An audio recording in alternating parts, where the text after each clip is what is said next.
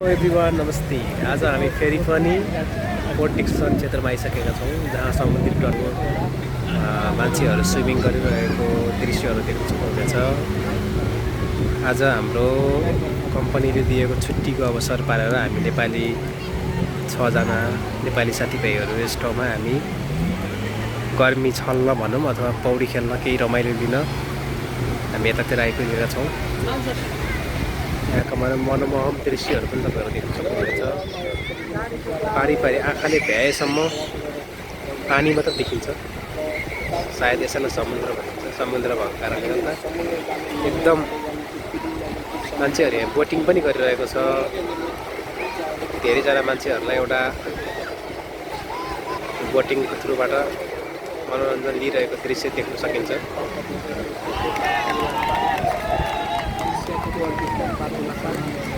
र समुद्री बीचमा यहाँ धेरैजना स्वदेशी तथा विदेशी पर्यटकहरू पनि रमाइलो लिनको लागि आएको देख्न सकिन्छ।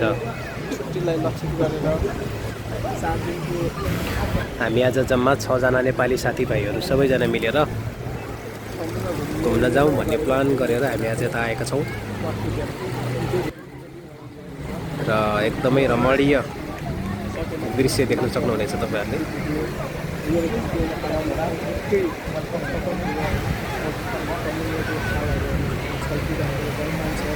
एकदम यता हाम्रो नेपाली दाइ सूर्य बहादुर हुनुहुन्छ। सूर्य उहाँ पनि यस रमणीय स्थानलाई आफ्नो क्यामेरामा कैद गर्न चाहनुहुन्छ र हाम्रो अङ्कल यता हुनुहुन्छ। अङ्कल पनि फोटोग्राफी र भिडियोग्राफीमा खूब रुचि राख्नुहुन्छ। उहाँको पनि युट्युब च्यानल रहेको छ। युट्युबमा उहाँले पनि भिडियोहरू अपलोड गर्नुहुन्छ।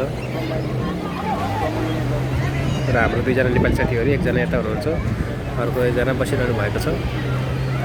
र आज हामी यसरी चाहिँ छुट्टीलाई सदुपयोग गर्दै समुद्री तटमा हामी मनोरञ्जन लिन घुम्नको लागि आइसकेका छौँ र यस भिडियोको माध्यमबाट तपाईहरुले पनि हेर्न सक्नुहुनेछ। धन्यवाद।